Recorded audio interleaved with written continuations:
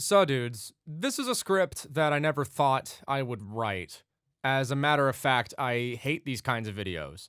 I've done these kinds of, hey, I'm a YouTuber, I'm gonna get real serious and get some stuff off my chest kinds of videos in the past, and I always regret them whenever I do them. I'm a YouTuber, I make videos about video games. There are many aspects about my job that people just aren't going to relate to. I have it pretty easy, I think, when I compare what I do to an oil rig worker, and I try not to take it for granted. I really try my best not to, even if it doesn't seem like it sometimes. But I've been rambling for over half a minute, so I'm just gonna get right into it. Since April, I have decided to bite the bullet on Valorant content alongside the usual Siege content that I already do. And if you understand the YouTube meta enough, you understand that if you're not already established as a variety content creator, going from one game after making content for it for several years to another one is very difficult. Wow. You're not playing Fortnite anymore? Starting to play Counter-Strike. People came in. Dude, you're not playing Call of Duty anymore? Counter-Strike to Overwatch. Dude, you're not playing Counter-Strike anymore? Overwatch to Fortnite. Dude, you're not playing Overwatch anymore, dude? Fortnite back to Call of Duty. Dude! Now here we are, playing some Valorant. Dude! When my channel wasn't very established, this same thing happened with Apex Legends right when it came out. I wanted to do Apex content for a bit, and naturally, I got a little bit of flack for it. Not a lot, but a little bit. And the comments overall in these videos and the overall reception, likes to dislikes, pretty positive, but it wasn't uncommon to have people come into my Twitch streams demanding that I stop playing Apex or have the occasional weirdo in my comments section. Back then, the main reason people had an issue with it was because it was a battle royale, and a lot of people don't like battle royales. That was pretty much the most commonly cited reason. And this is worth remembering because I'll bring it up later.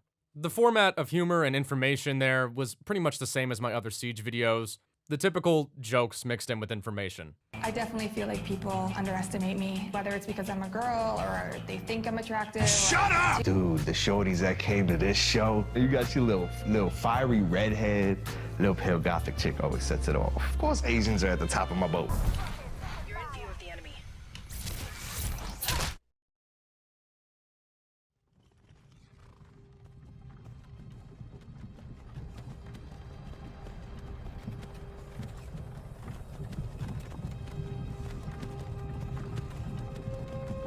But the difference between the way I was running my YouTube channel back then and now are two very different things. I wasn't doing YouTube full-time back then. I had school obligations and I was the president of my fraternity. So I didn't have a lot of flexibility with my work. I went back to making what would pay my bills in the form of a part-time job, Rainbow Six Siege.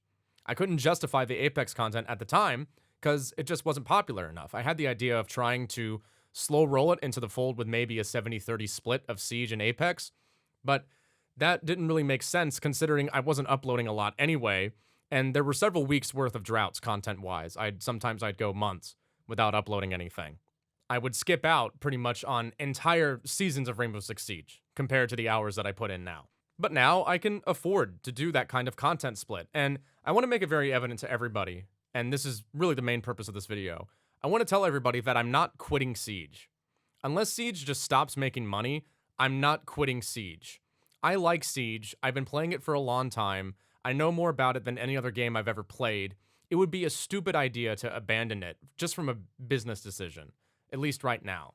I can do a little bit of something else and do some Siege content too, and that's what I plan on doing at least for the foreseeable future, because 2021 especially has a lot of really cool new FPS games coming out. Battlefield, Back 4 Blood, Halo. Don't bother commenting that any of these games, oh, this looks like ass. I don't care. Even if they're bad, I can still play them and then give my thoughts on them at the very least. But even that point makes me want to talk about something else that I've noticed with gamers in general.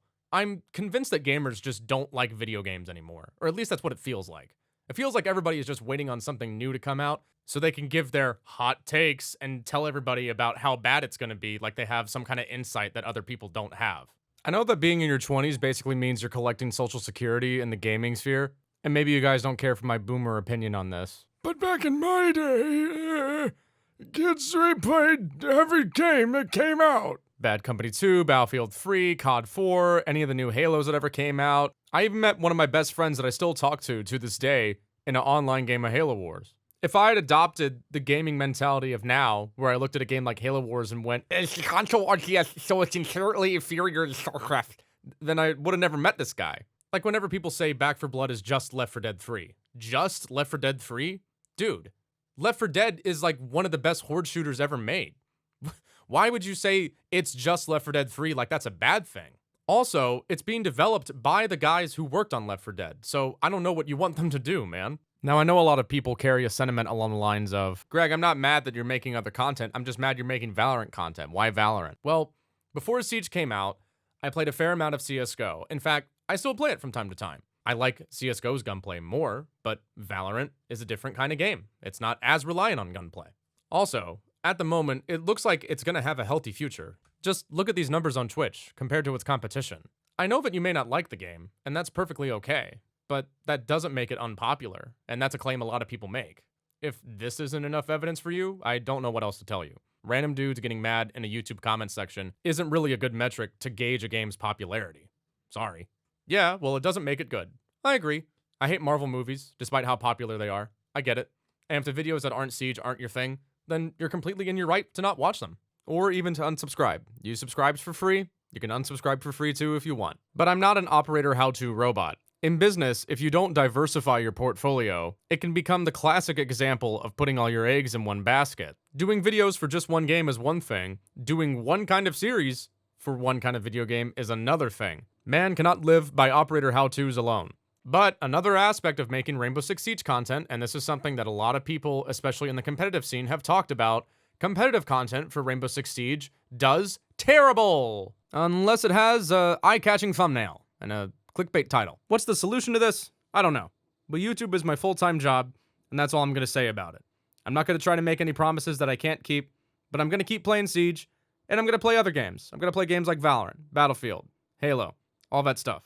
And if I have a plan, let's say, okay, I'm gonna do each of the specialist classes or whatever in Battlefield. And if I do each of those videos, and they all do dog shit, then I'm probably not gonna make that much Battlefield content. If they blow up, then I'll do more Battlefield content. It's pretty simple. But that's pretty much it. I just want to be upfront with you guys and let you know exactly what I'm trying to do here, because I know a lot of people are probably left out in the dark and don't know what's going on, and they're kind of confused as to why I'm uploading a bunch of YouTube shorts, and I haven't uploaded an Operator How-To in months. And whenever I finish up with the Valorant content, I do want to do an Apex video too, because I like Apex.